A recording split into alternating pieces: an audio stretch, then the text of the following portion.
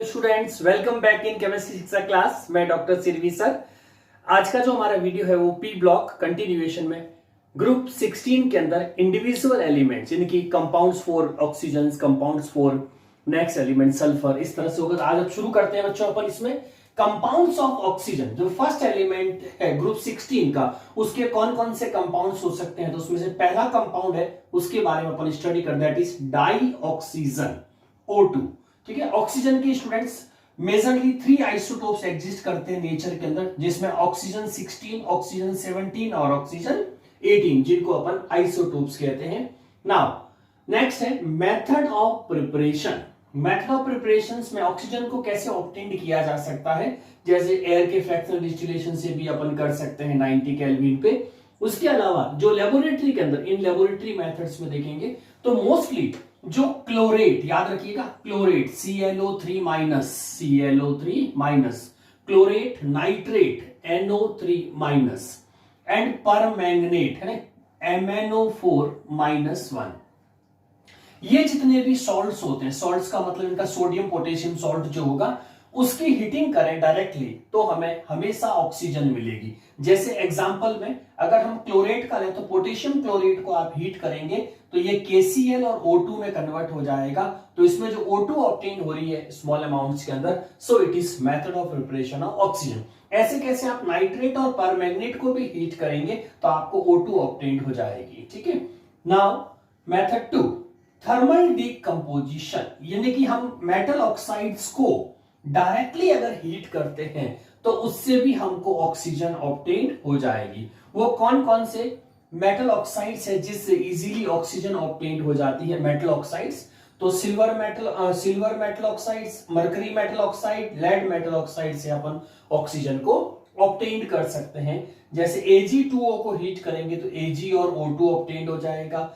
HgO mercuric oxide को करेंगे तो मर्करी और O2 ऑब्टेन हो जाएगी। Pb3O4 जो कि कंबाइंड फॉर्म है, मिक्सचर फॉर्म है, ठीक है, फ्यूज स्टेट है Pp3O4 लेड ऑक्साइड, जिसमें Pb2O3 प्लस PbO का कॉम्बिनेशन होता है, और इसको जैसे हीट करेंगे तो PbO और O2 ऑब्टेन हो जाएगी। और PbO को वापस PbO2 जो इससे ऑब्टेन अलग से जो है PbO2 को अगर अपन हीट करते हैं तो भी हमारे पास ऑक्सीजन ऑब्टेन हो जाती है। तो ये सारे कहलाते हैं मेटल ऑक्साइड्स, और मेटल ऑक्साइड से अपन हीटिंग के थ्रू ऑक्सीजन को प्रोड्यूस कर सकते हैं। थर्ड मेथड जो है वो है फ्रॉम या बाय हाइड्रोजन परऑक्साइड H2O2।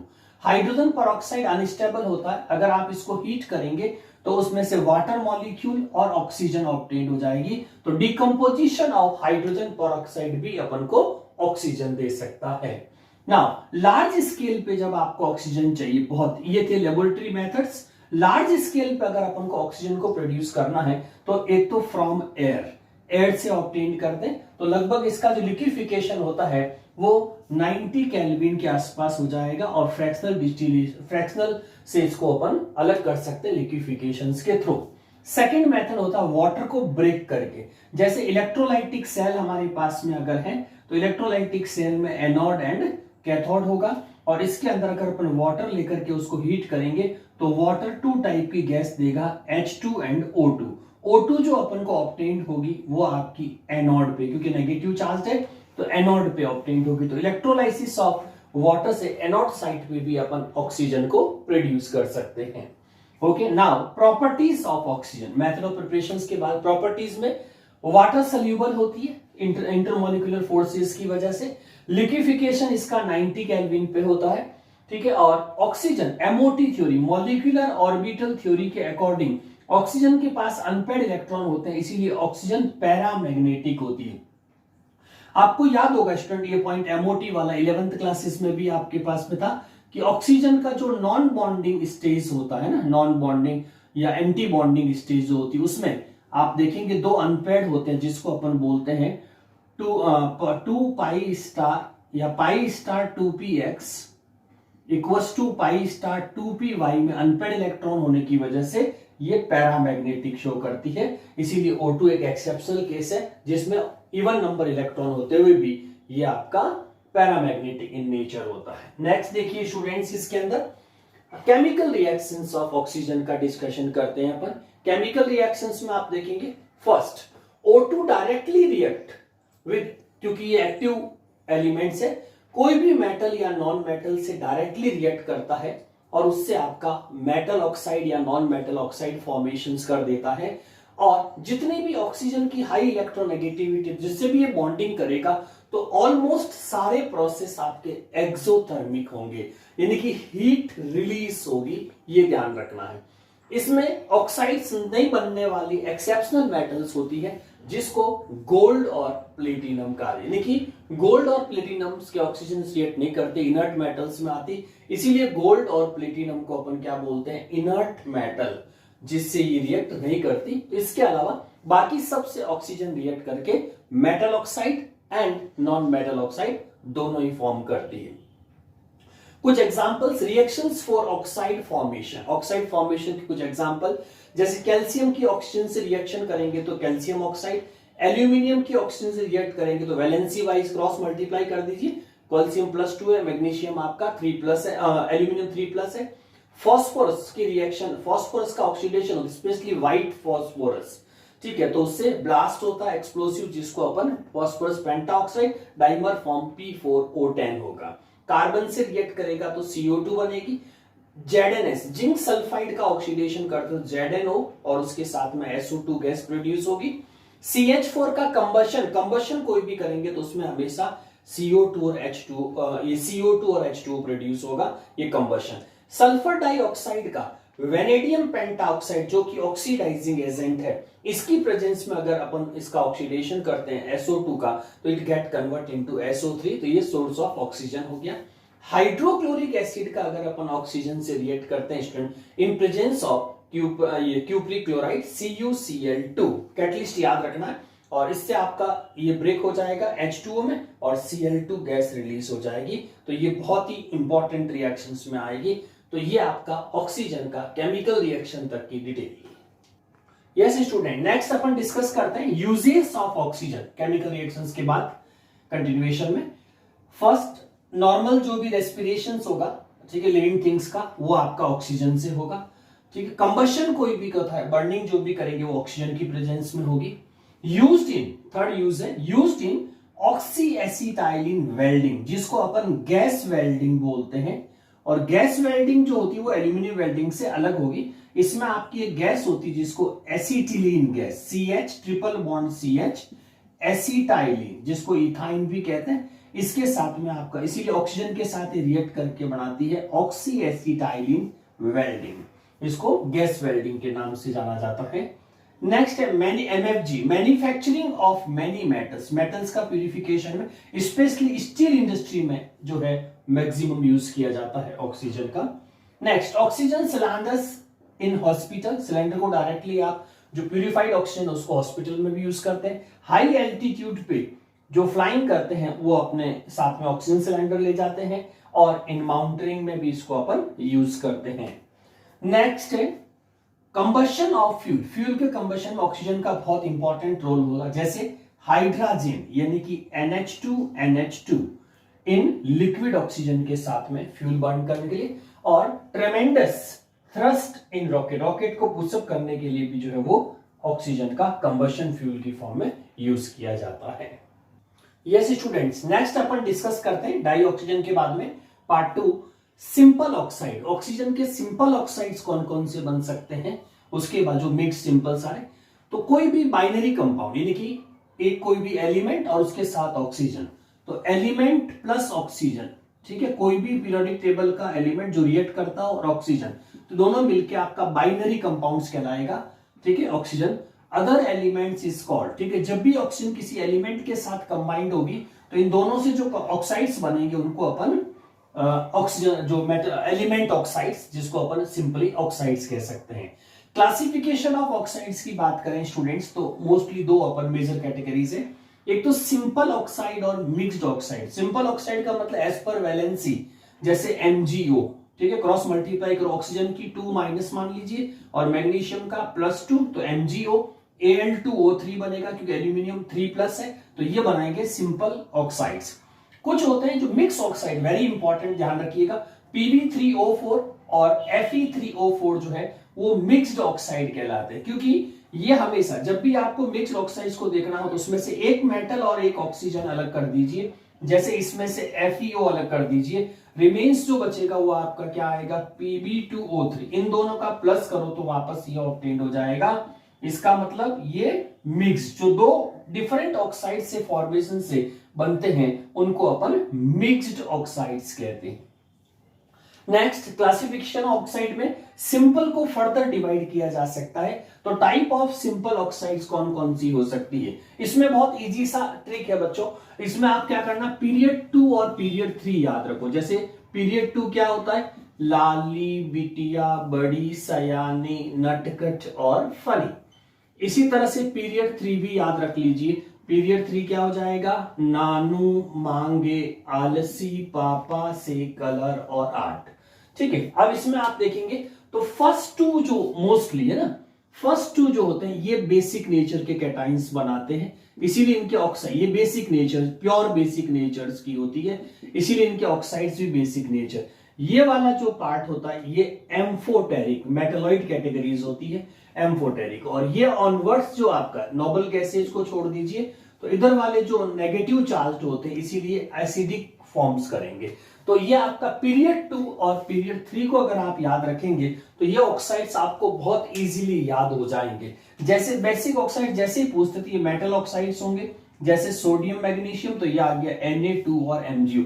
और फॉर्मूला कोई भी क्रॉस मल्टीप्लाई से बना दीजिए, जैसे जितनी वैलेंसी है मेटल की, ऑक्सीजन की 2- तो क्रॉस मल्टीप्लाई में आपको उसका फॉर्मूला मिल जाएगा।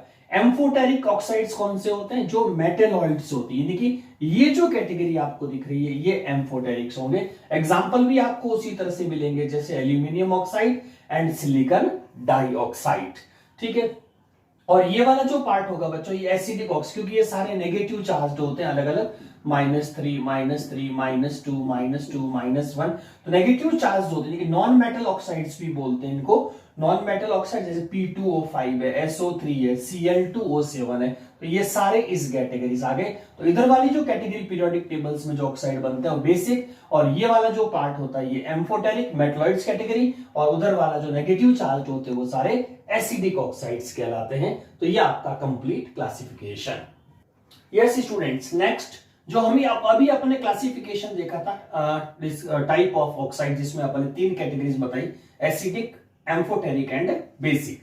अब उसको प्रूव करने के लिए जैसे एसिडिक ऑक्साइड्स कौन से होंगे, तो इसमें the oxides that combined with H2, अगर अपन उसकी रिएक्शन वाटर के साथ कराते हैं तो वो एसिड फॉर्मेशन अगर होता है तो that regarded as acidic oxides.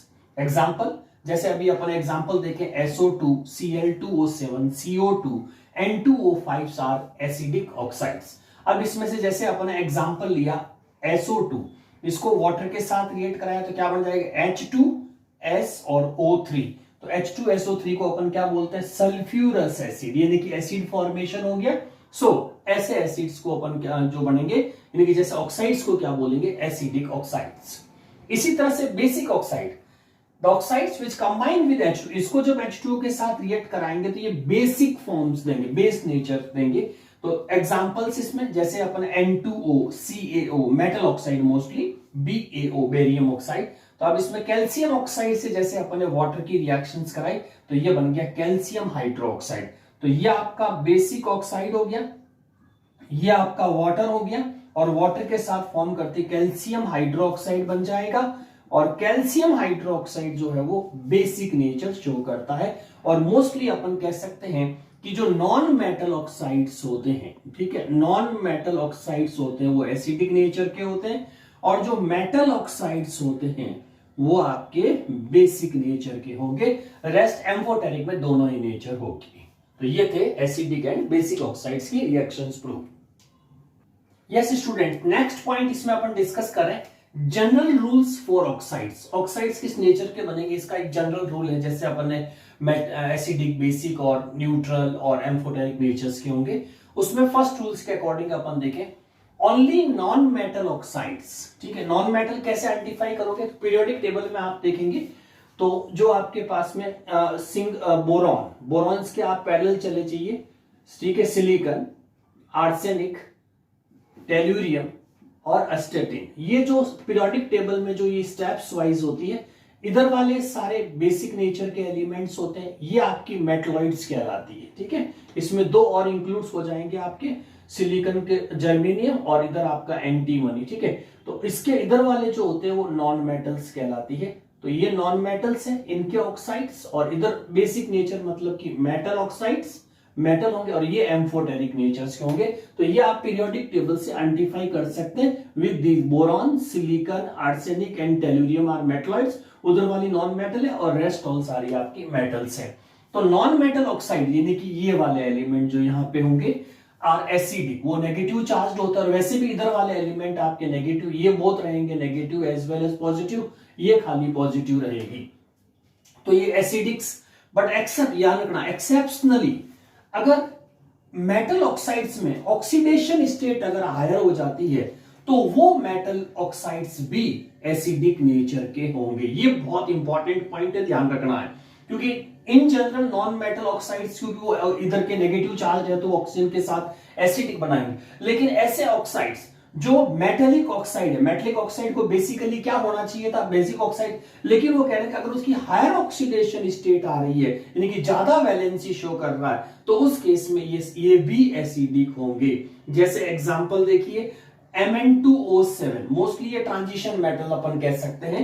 Mn2O7 chromic oxide, vanadium pentoxide, ये भी एसिडिक ऑक्साइड के ऑप्शंस में टिक होंगे, ये ध्यान रखना है।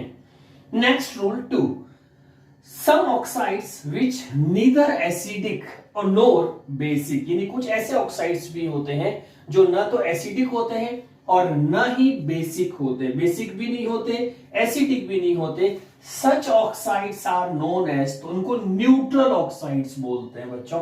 और न्यूट्रल ऑक्साइड, ये बहुत अच्छा क्वेश्चन है एमसीक्यू का, 100% इसके ऊपर लगभग पॉसिबिलिटी रहती है। तो एग्जांपल्स में याद रखना है carbon monoxide, nitric oxide and nitrous oxide, जिसको लाफिंग गैस कहते हैं। तो CONO N2O, these are known as neutral oxide के सुटेबल एग्जांपल्स में आएंगे। तो ऑप्शन जब भी आप देखें तो उसमें कैटेगरी वाइज आपको पता होना चाहिए। थर्ड रूल की अगर बात करें बच्चों इसके अंदर, तो थर्ड रूल में आएगा सिंपल मेटेलिक ऑक्साइड्स, जो भी सिंपल मेटल, जैसे यहां पे इस कैटेगरी के जो स्पेशली ग्रुप 1 और ग्रुप 2 के जो होते हैं वो सिंपल मेटेलिक ऑक्साइड्स कहलाते हैं। एग्जिबिट ड्यूअल बिहेवियर, ग्रुप 13 तक भी आ जाएगा जैसे एल्यूमिनियम वगैरह behaviour. Such oxides are known as amphoteric oxides. Dual behaviour का मतलब क्या हुआ, ड्यूअल का मतलब 2, जिसमें एसिडिक बिहेवियर भी हो और बेसिक बिहेवियर दोनों हो तो इसको ड्यूअल बोलेंगे। रिएक्ट विद एसिड से भी रिएक्ट करेगा और अल्कलीस यानी कि बेस से भी रिएक्ट करेगा, उसको अपन बोलते हैं ड्यूअल बिहेवियर। तो इसीलिए यहां पे ये such oxides are known as amphoteric. तो ये मोस्टली मेटेलॉइड्स या उसके आसपास के जो एलिमेंट्स होते हैं वो शो करते हैं, जिसमें हल्का सा भी नॉन मेटेलॉइड कैरेक्टर्स हो। तो इसमें जैसे अपन एग्जांपल लेते हैं Al2O3 जो कि एम्फोटेरिक इन नेचर होता है। तो एल्यूमिनियम के ऑक्साइड एम्फोटेरिक्स होते हैं, तो एल्यूमिनियम हाइड्रोक्लोरिक एसिड से भी रिएक्ट करेगा और aluminium amphoteric oxide sodium hydroxide से भी रिएक्ट करेगा। वाटर यहाँ पे सोल्यूशन को एक्वस बनाने के लिए है, तो एल्यूमिनियम ऑक्साइड अगर एसिड से रिएक्ट करता है तो हेक्साहाइड्रेट, एल्यूमिनियम हेक्साहाइड्रेट जिसको एक्वा अपन बोलते हैं, हेक्सा एक्वा एल्यूमिनियम आयंस बनेंगे और AlH2O6 और आपकी वैलेंसी और CH जो मोल होंगे क्लोराइड के वो 6 क्लोराइड मोल्स अलग हो जाएंगे और ये आपका आयोनिक फॉर्म हो जाएगा। यानी कि हाइड्रेट, इसकी जो एल्यूमिनियम की अगर एक्वस फॉर्म बनती है H2O6 तो ये आपका हमेशा एसिडिक रिएक्शंस को प्रूव करेगा। और जब NaOH के साथ में कराएंगे तो Na3, ठीक है, Na3 जिसको अपन सोडियम हेक्सा हाइड्रोक्साइडो एल्यूमिनियम बोलते हैं, सोडियम हेक्सा कंपाउंड जिसको अपन कहते हैं कि कॉम्प्लेक्सेस जो होते हैं कोऑर्डिनेट कंपाउंड, उनके नाम इस तरह से होंगे, ये हेक्सा हाइड्रोक्साइडो, ठीक, इससे पहले ये आ जाएगा सोडियम हेक्सा, ये आपका हाइड्रोक्साइडो एल्यूमिनेट, ठीक है। तो ये कॉम्प्लेक्स अगर बनता है तो वो हमेशा बेस है, क्योंकि बेस के पास OH होते हैं, इसीलिए OH से आप डायरेक्ट याद रख सकते हैं, OH से OH वाला बनेगा, HCl में H रिलीज होकर के हाइड्रो H2O वाला बनेगा। तो ये इसमें आपके दोनों रिएक्शन ये प्रूव करती है कि जो एल्यूमिनियम है वो आपका एम्फोटेरिक ऑक्साइड है जो एसिड और बेस दोनों से रिएक्ट कर रहा है। तो इसको अपन इस रिएक्शन से प्रूव कर सकते हैं। और ये ध्यान रखना इस रिएक्शन में कि एसिडिक नेचर कौन सा प्रूव करेगा और बेसिक नेचर कौन सा प्रूव करेगा। Yes students, compounds of oxygen में नेक्स्ट हमारा जो कंपाउंड है वो है ओजोन, O3। ओजोन के बारे में डिस्कस करते हैं। सबसे पहले resonating structure of ozone. Ozone का जो स्ट्रक्चर होगा वो कैसा बनेगा, तो उसमें ध्यान रखना ओजोन का स्ट्रक्चर साइक्लिक नहीं होगा, क्योंकि इसमें बॉन्ड स्ट्रेन इतना ज्यादा हो जाएगा कि ये बॉन्ड ब्रेक हो जाएंगे। सो इसीलिए साइक्लिक स्ट्रक्चर नहीं सोचें। तो इसमें आप क्या करेंगे, one oxygen with be double bond, एक सेंटर ऑक्सीजन के साथ में एक ऑक्सीजन डबल बॉन्ड से और एक ऑक्सीजन सिंगल से रहेगी। लॉन पेयर बहुत इजी से आप असाइन कर सकते हैं। इसमें बस ये ध्यान रखना है कि जो लॉन पेयर अगर ऑप्टिमम बॉन्ड्स है तो 2 लॉन पेयर रहेंगे, एक्सेस बॉन्ड बन रहा है तो 1 लॉन पेयर लेस हो जाएगा, और लेस बॉन्ड है तो 2 से बाद में 1 लॉन पेयर एक्स्ट्रा आ जाएगा, और एंगल करीब 117 डिग्री होगा, 117 डिग्री हो जाएगा। और जो डबल बॉन्ड लेंथ है वो 128 pm पिकोमीटर है। अब इसमें सेकंड टाइम में आप क्या करेंगे, रेजोनेंस में जो डबल है उसको शिफ्ट कर दीजिए, यानी कि ये इलेक्ट्रॉन यहाँ पे अगर बॉन्ड फॉर्मेशंस करेंगे तो ये इलेक्ट्रॉन डीफोल्ड हो जाएंगे, तो यहाँ पे डबल बॉन्ड आ जाएगा और ये सिंगल हो जाएगा। तो ये आपकी कहलाती है रेजोनेंट स्ट्रक्चर ऑफ ओजोन। ना ओजोन की क्या क्या प्रॉपर्टीज है, तो first it is an allotropic form of oxygen. ध्यान रखना है, अगर एमसी क्वेश्चन आता तो ozone is the example of allotropic form of oxygen, 1 point. Second, it is too reactive, बहुत रिएक्टिव होती है, क्योंकि इसके जैसे आप हीट करते हैं तो O3 में से नेसेसेंट O2 और नेसेंट ऑक्सीजन क्रिएट होती है जो बहुत अच्छी ऑक्सीडाइजिंग पावर रखती है, इसीलिए too reactive, remains long in atmosphere at sea level. ठीक है, बहुत अच्छी रिएक्टिव होती है, सी लेवल पे एटमॉस्फेयर में काफी लंबे टाइम तक मेंटेन्ड रह सकती है। It is formed from atmospheric, इसको कैसे बनाया जाता है, तो एटमॉस्फेरिक की जो ऑक्सीजन है वो इन प्रेजेंस ऑफ सनलाइट और ऑक्सीजन दोनों मिल करके O3 को क्रिएट करती है, तो इससे नेचुरल ओजोन फॉर्मेशंस होता है। ओजोन लेयर प्रोटेक्ट, क्या यूज है ओजोन लेयर का, तो ozone layer protect the earth surface from excessive concentration of UV radiation, जो अर्थ की तरफ आती है उसको प्रोटेक्ट करने, क्योंकि ये बहुत डेंस होती है ओजोन, तो वो यूवी रेज को एब्जॉर्ब कर लेती है और या रिफ्लेक्ट कर देती है, तो अर्थ तक नहीं पहुंची। अदरवाइज यूवी रेडिएशन जो होती है वो लिविंग थिंग्स को हार्म कर सकती है, तो उसमें ओजोन जो होती है वो होती प्रोटेक्शन का वर्क करती है। तो ये ओजोन की जनरल प्रॉपर्टीज है। Now comes to method of preparation. Methods में देखिए ओजोन कैसे बन सकती है लेबोरेटरी लेवल पे। फ्रॉम स्ट्रीम ऑफ ऑक्सीजन से अपन इसको बना सकते हैं। ड्राई स्ट्रीम ऑफ ऑक्सीजन को एक इंस्ट्रूमेंट है जिसको बोलते हैं silent electrical discharge. Silent electrical discharge होगा काफी हाई टेम्परेचर्स पे, और इसमें ड्राई स्ट्रीम ऑफ O2 को पास करते हैं तो ये फ्यूज होकर के कन्वर्ट हो जाती ओजोन के अंदर। ये एक एंडोथर्मिक प्रोसेस है। एंडोथर्मिक प्रोसेस रहेगा जिसमें करीब करीब 142 किलो जूल पर मोल एनर्जी रिक्वायर्ड होती है, और इस मेथड से अपन को 10% ओजोन ऑब्टेन्ड होती है। कितनी? 10% ओजोन ऑब्टेन्ड होती है।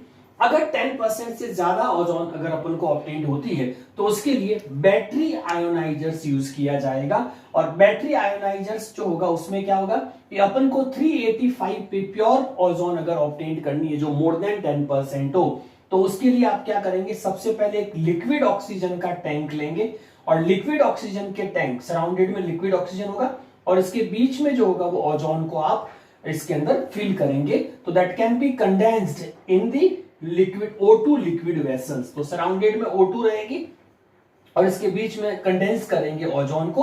अगर 10% ज्यादा तो इसको अपन बैटरी ओजोनाइजर एप्लीकेशंस बोलते हैं, जहां पे pure ozone at 385 more than 10% obtained होती है।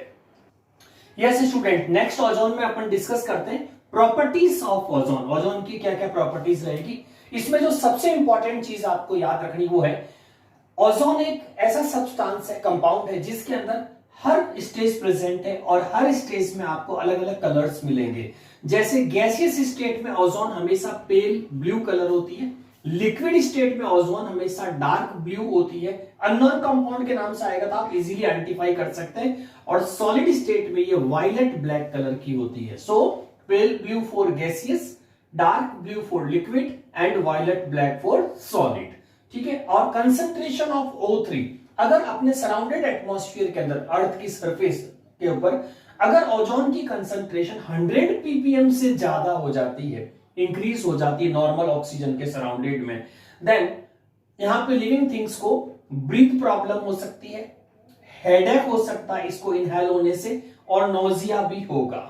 तो ये कुछ ड्रॉबैक्स रहेंगे अगर ओजोन एटमॉस्फेयर के अंदर 100 ppm से अबव आ जाती है तो। नेक्स्ट, थर्मोडायनेमिकली, हीट की प्रेजेंस में थर्मोडायनेमिकली ये अनस्टेबल होती है, क्योंकि इसमें ये जो प्रोसेस होता है कंटिन्यू चलता है, जिसमें डेल्टा H नेगेटिव होने की वजह से आपका डेल्टा G जो गिब्स फ्री एनर्जी है वो भी नेगेटिव आएगा, जिससे प्रोसेस स्पॉन्टेनियस रहेगा और ये कंटिन्यू ब्रेक होती रहेगी अगर हीट मिलती है इसको तो O3 जो होगा वो ऑक्सीजन में कन्वर्ट होती जाएगी। तो ये स्पॉन्टेनियस थर्मोडायनेमिकल प्रोसेस है ओजोन के लिए। अब ओजोन की नेक्स्ट जो इंपॉर्टेंस वो ये कि ओजोन जो होती है वो जैसे ही ब्रेक होती है तो इसमें नेसेसेंट ऑक्सीजन यानी कि O2 के साथ में सडनली जो प्रोड्यूस होते हैं एटम्स उनको अपन बोलते हैं नेसेसेंट।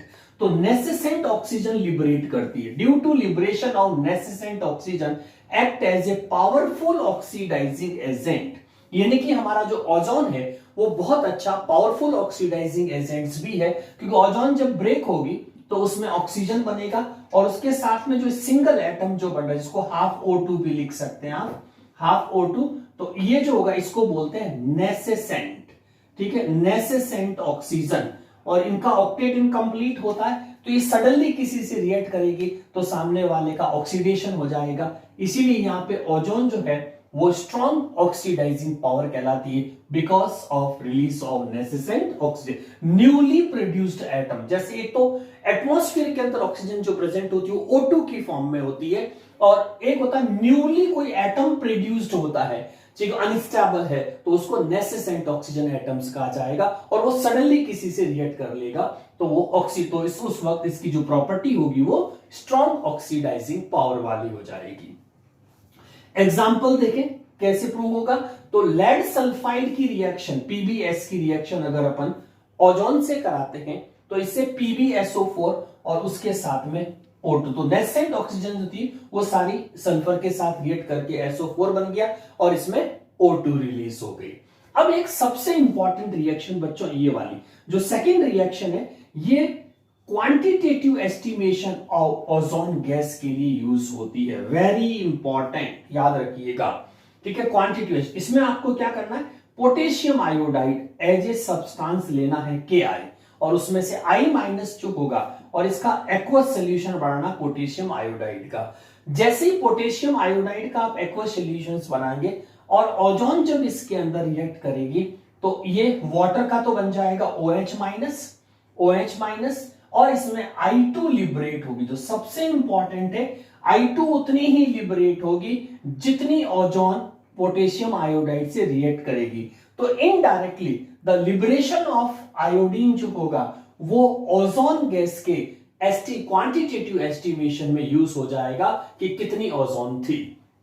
इसका अगर अपन लेबोरेटरी एक्सपेरिमेंट्स करेंगे तो इसमें आपको एक असेंबली सेट करनी है, ब्यूरेट स्टैंड हो जाएगा। इस ब्यूरेट स्टैंड में आप पहले ब्यूरेट को असेंबल कर दीजिए, और ब्यूरेट को जैसे ही असेंबल करेंगे फिर इसमें एक सोल्यूशन फिल करेंगे जो स्टैंडर्ड सोल्यूशन कहलाता है Na2S2O3, सोडियम थायोसल्फेट, बहुत अच्छा रिड्यूसिंग एजेंट है।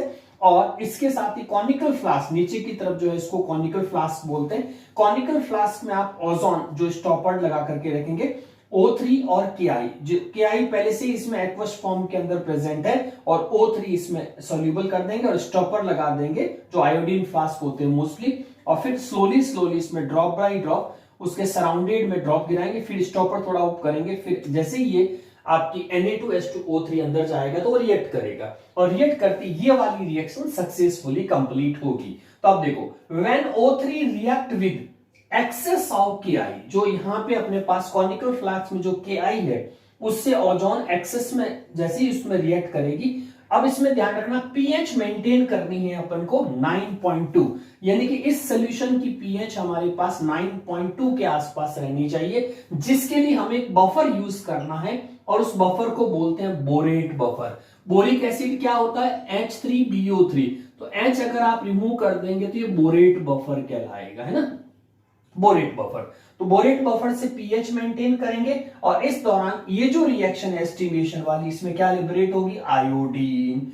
ये आयोडीन लिबरेट होगी और जो आयोडीन लिबरेट हुई है, तो इस कॉनिकल फ्लास्क में जितनी भी आयोडीन लिबरेट हुई है that can be titrated against standard solution of sodium thiosulphate, जो आपका किसमें है, ब्यूरेट में। तो ब्यूरेट में जो स्टैंडर्ड सोडियम थायोसल्फेट है और यहाँ लिबरेटेड आयोडीन दोनों रिएक्ट करेगी, तो ये आपका ओजोन का, तो ओजोन जितनी आयोडीन कंज्यूम होगी उतना ही आपका ओजोन एस्टिमेट हो जाएगा, इतना लगभग रिलीज हुआ। तो गैसियस सब्सटेंस का भी अपन एस्टिमेशन कर सकते हैं, indirectly liberation with oxygen for ozone. तो ये इसका quantitative methods for estimation of O3 very important.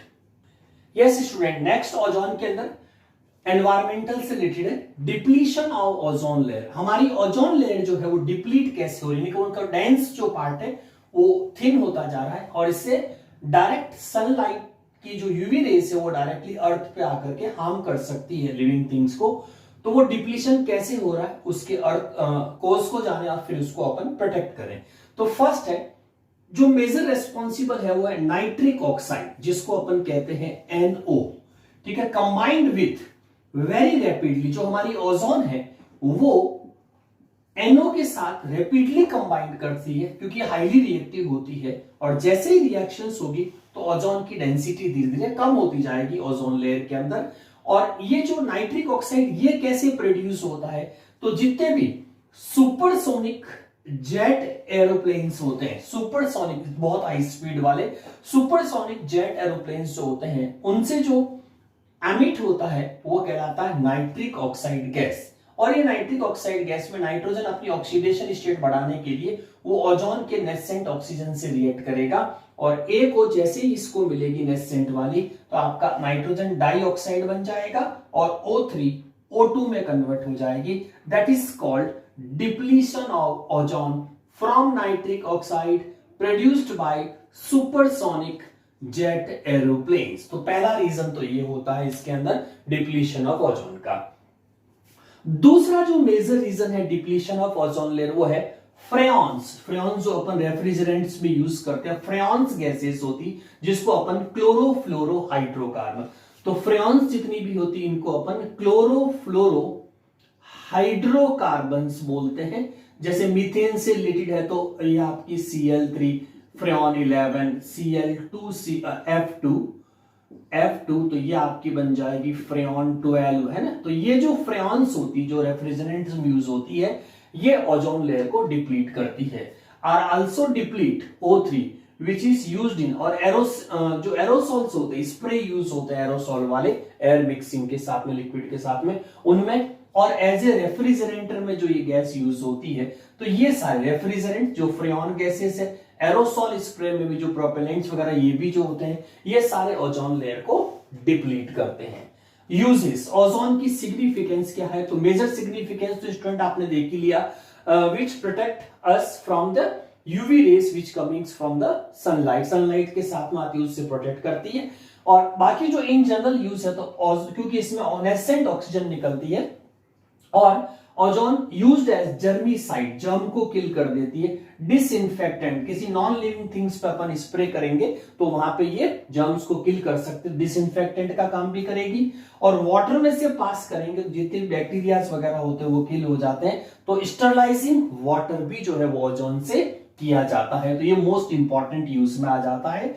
Next है यूज्ड फॉर ब्लीचिंग, क्योंकि इसमें नेसेंट ऑक्सीजन है तो ब्लीच हो जाएगी कोई भी चीज, इसीलिए ब्लीचिंग ऑफ ऑयल्स किया जाता है, ठीक है, bleaching of ivory, bleaching of flower और ब्लीचिंग ऑफ स्टार्च जो है वो आपका ओजोन से होता है।